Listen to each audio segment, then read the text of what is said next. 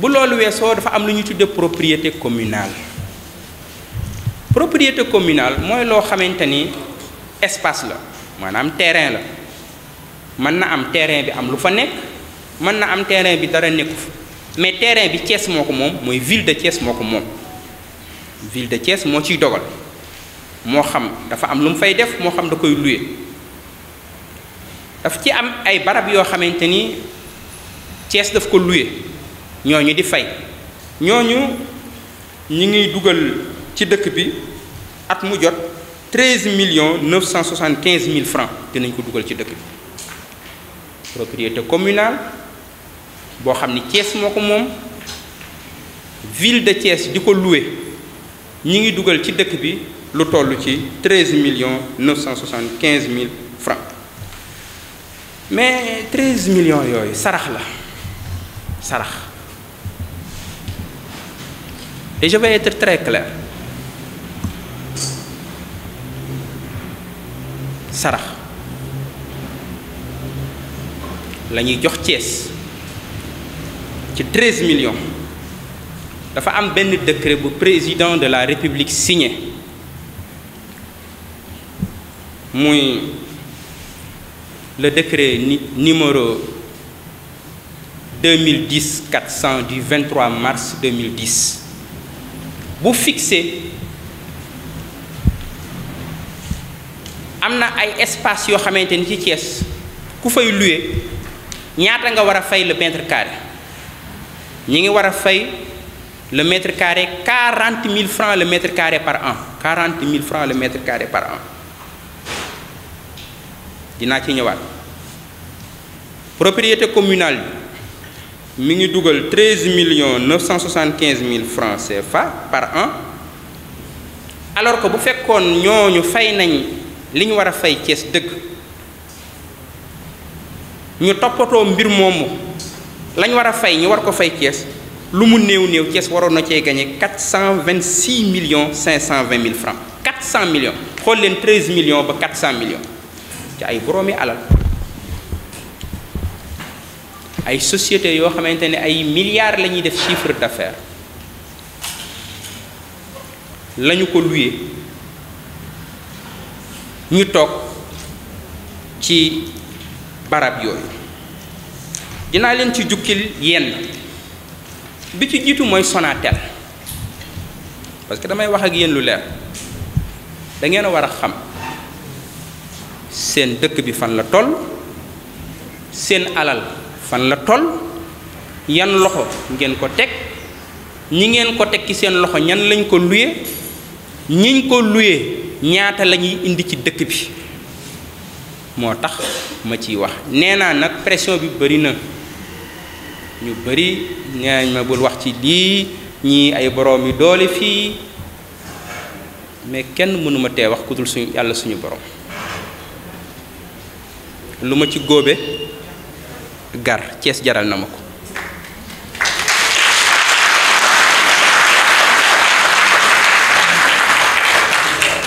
wax naa benn nit mu ñëw di ma ji ma découragé naan ma dëkk bi dafa ba ay boroomi doole ma ne ko sama diggante ak waa Thiès bu ci safara doxoon suñu diggante ma traversé safara bi dama wuti waa Thiès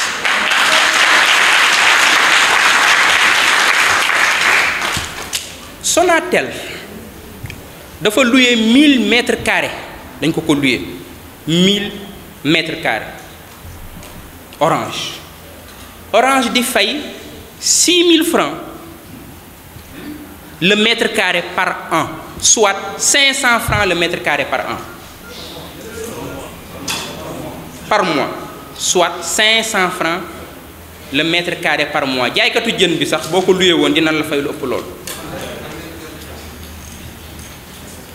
Sonatel moomu di dugal di fay Thiès 6 millions par année 6 millions par année toog ci 1000 mètres carrés 1000 mètres carrés loolu lay tudde sarax bu fekkoon appliqué nañ le décret du président de la République numéro 2010-400 du 23 mars 2010 décret boobu fi Sonatel di fayee fi Orange di fayee 6 000 francs le mètre carré mi ngi war a fay lu mu néew néew 40 000 francs le mètre carré kon ñoom ñi ngi ñuy sarax weer wu at mu jot 6 000 francs le mètre carré ca waroon nañoo dugal ci dëkk bi 40 millions lu mu néew néew par année waroon nañ ko fee dugal lu mu néew néew bu fekkoon li ñu waroon a fay nañ kon at mu jot ñoom ñi ngi def seeni chiffre d'affaires di yóbbu seeni dëkk bàyyi ñu ci ndóol bàyyi ñu ci ay jafe-jafe dama ni ce contrat là je veux m'adresser à Orange doit être renégocié et sera renégocié.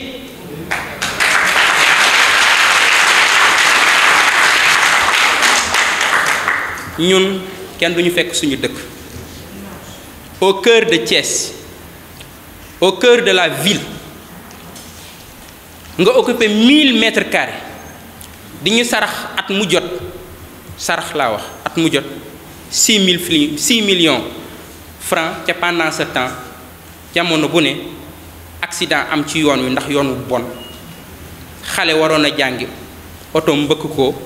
ndax booba traçage bu baax sax amu fa dëkk bi lëndëm këris agression am fi. Je veux parler à la Sonatel, ce contrat doit être renégocié et ce contrat sera renégocié. Je veux être très clair sur cette question.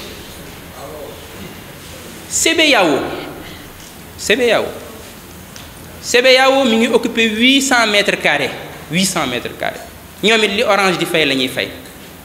6 000 francs le mètre carré par an, soit 500 francs le mètre carré par mois. jaaykatu jën bi sax boo ko luyee woon dina la fay lu ëpp loolu 6 000 francs le mètre carré par an, soit 500 francs le mètre carré par mois. CBAO mi ngi fay Thiès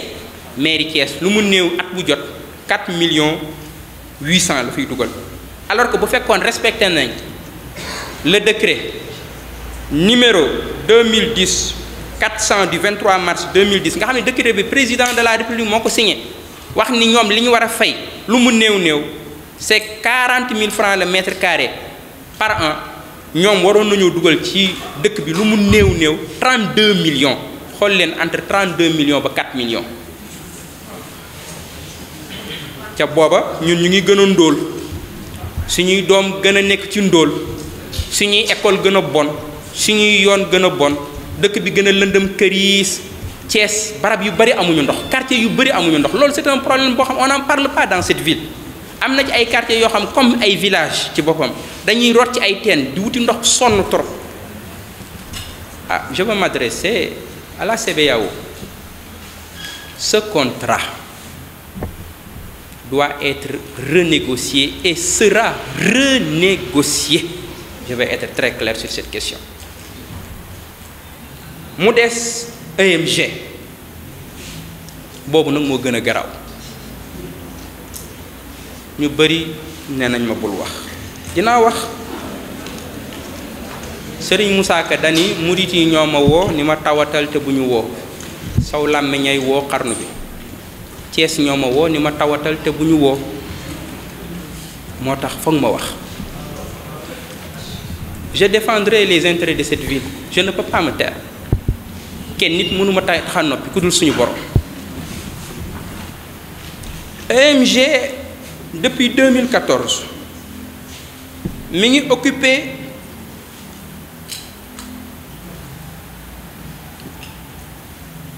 1435 mètres carrés 1435 mètres carrés Mbaye Gueye EMG.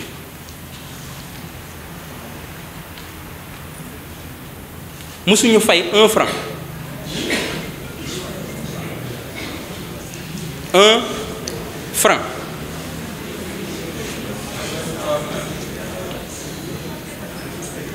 bind naa ko yóbbante nañ ci ñu fay li ñu amal Thiès parce que 8 ans yooyu dañ koy fay mënta ñàkk.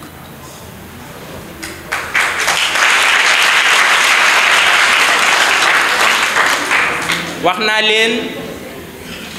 bañuma ñoom ñu continuer fa ak projet bu ñu fa mën a am mais bala ñuy wax dara bor bi ñu am 8 ans yi dañ koy fay lu mu néew néew at mu jot 1435 mètres carrés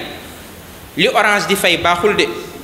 mais bu fekkoon dañ ko appliqué ci barème mu Orange bi waroon nañoo dugal lu mu néew néew 8 610 000 par an waroon nañ ko fi dugal envoyé nañ leen nag par voie huissier wax leen bor bi ñu amal Thiès mu toll ci 68 880 000 francs nañ ko fay suñ ko fayul dañuy jóg amul la ne je vais être clair sur cette question maqaama ñëw ci dëkk occupé 1435 mètres carrés di le cœur de la ville ca fayoo loolu nag barke yeggagu fa yaakaar naa ci dëkk bi donc loolu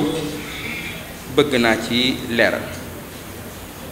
mu des yeneen benn bi mooy Mikelaan ak coow man maa jël décision am yéene ni Mikelaan fi mu ne foofu du place am ñoon bi ñuy nekk xale foofu jardin moo fa newoon jet d'eau moo fa newoon dëkk dafa am ay barab yoo xam ne ñépp ñoo ko bokk war a nekk ay espace vert yoo xam ni ku amul xaalis it boo fa demee féexlu li ma gën a metti ci koor gi dama daan génn taxaw sama bureau ma gis mag ñi di dàq koor ñëw ba ci place bi foofu toog ci gris ca foofu di xolu Thiès jardin bi nekkoon foofu dañ ko fa bëgg a delloo si ñoom Mikelaan ñu signé woon benn contrat 1er janvier 2015 avec mairie de ville bu Thiès ñu renouveler leen ko ci 2019 bi contrat boobu war a dem ci 5 ans mais ci contrat bi dañu wax ni mën naa am rupture unilatérale ça veut dire ñaar ñi séq contrat bi mairie bi bu ko neexee génn ci contrat boobu su fekkee benn ci engagement yi benn partie bi respecté wu ko te engagement bi ci gën a leer mooy xaalis boo xamante ni Mikelaan yoral nañu ko mu toll ci 10 millions ndax gëj na fay waxatuma la ak Mikelaan ba ma fa demee ak suñuy équipe la fa nekk ci tilim la fa nekk ci insécurité ak leneen leen daal laa mën a wax jël ko engagement foofu jardin public la woon nous remettrons le jardin public qui est là-bas Inch'Allah c'est un engagement que j'ai pris et nous nous battrons pour que quel que soit le prix je suis engagé ca du jardin boobu rek am na yeneeni jardin yu nekkoon ci dëkk bi yoo xamante ne engagé wu nañ ci de faire de la place de France la promenade la plus belle place du Sénégal am nañ ay fondation yu ñu ciy liggéey ndax projet ville verte boobu di yenn dëkk ab ville day am ay espace vert ville day am ay espace vert ñu bëree bëri nee nañ ma bu ci wax mais est-ce que mën naa ci noppi mais su ma ci noppee di complice dafa am benn entreprise bu gagné benn marché mobilier et matériel administratif en 2021 xaalis boobu mi ngi toll ci 19 974 450 francs CFA entreprise bi gagné marché bi ni day meubler waat mairie Thiès ko mairie di waxe meubler ci kër yi defaraat meuble yi indi ay taabal indi ay chaise defaraat ay télévision mairie bi rafet muy 19 974 450 francs CFA moom mu def ci ay pexe exécuter marché bi jël xaalis bi def ci poosam wuti ay faux PV yoo xamante ni ñuy liggéey mairie ñoo ko liggéeyal bindal ko ni ko yow yaa gagné marché bi indi nga matériel bi installé nga matériel bi ci lépp ay kàcc la benn chaise bu gën a ndaw duggul mairie. Dernier équipement bi am mairie c'était 2014 waaw nit ko am barke jàpp nga ne am nga barke ci dëkk bi ba mën a gagné marché 19 974 000 francs bari ay pexe encaissé xaalis bi def ci sa poche bari ay pexe jël ay pauvres travailleurs nga signalé loon ay faux PV de réception ni matériel bi ñëw na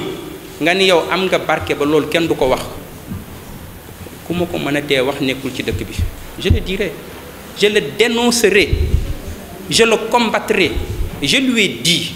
ak ña tax ci dossier bi yëpp ña ñuy yónni le seul compromis que je peux faire sur cette affaire mooy qu'il rembourse jusqu'au dernier centime c'est le seul compromis que je peux faire.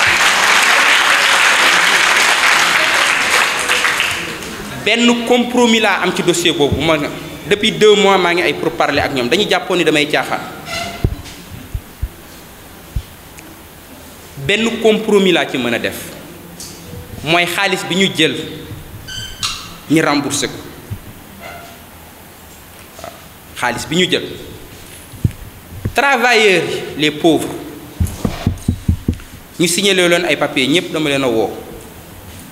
sama bureau laaj leen ñu ne ma dañ leen a indil ay papiers ni leen signé leen am na ci ku jigéen koo xam xaw tuuti sax mu jooy tuuti mu ni dañ ko indil papier ni ko signeel moom mu signé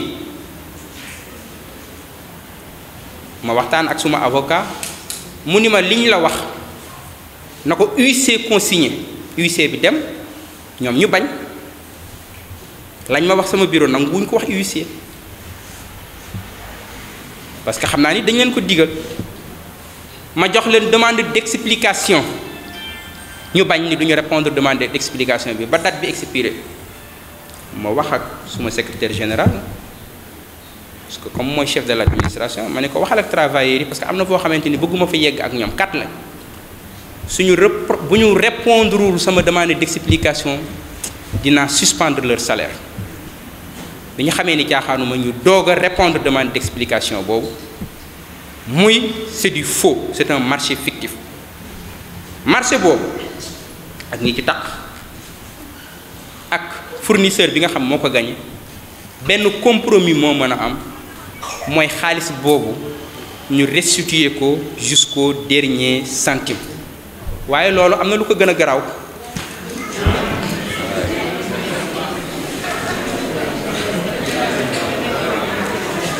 loolu li muy garaaw yépp am na lu ko gën a garaaw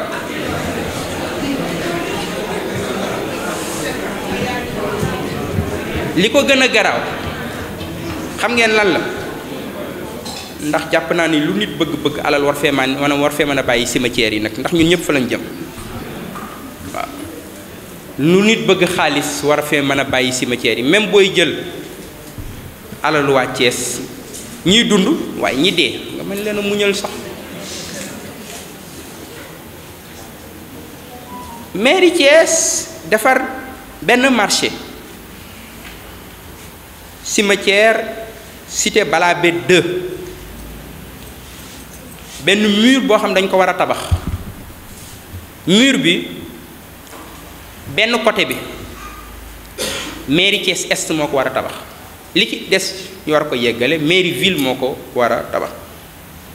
ñi lancé benn marché boobu mi ngi toll ci 19 millions gars yi moom ñu bëgg chiffre 19 la ci scandale yi moom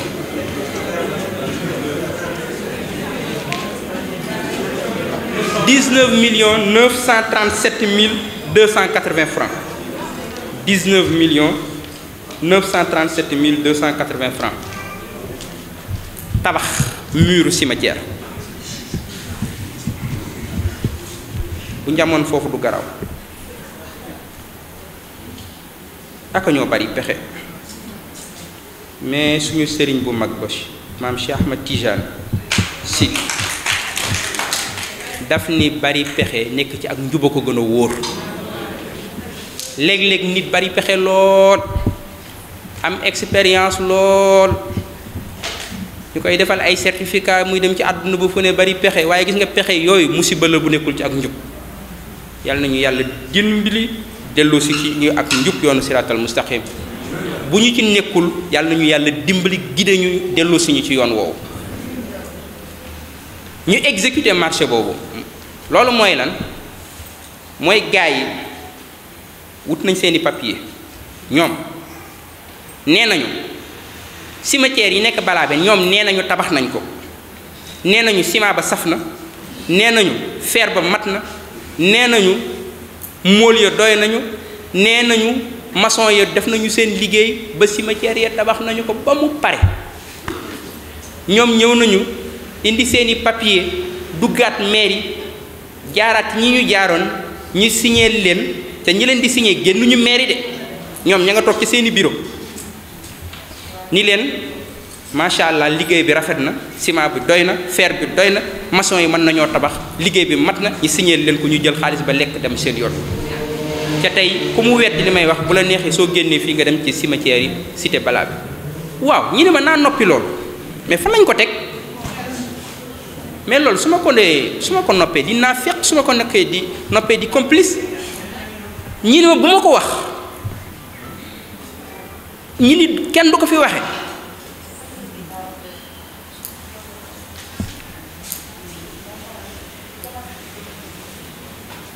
je leur ai dit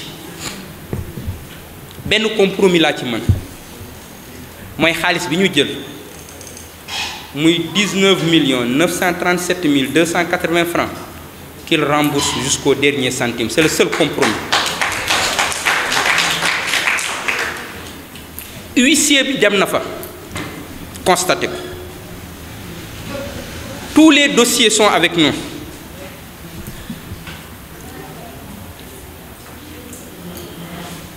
Désormais, c'est Maître Moussa Sarr qui va défendre les intérêts de la ville de Thiès. Maître Moussa Sarr, le grand avocat,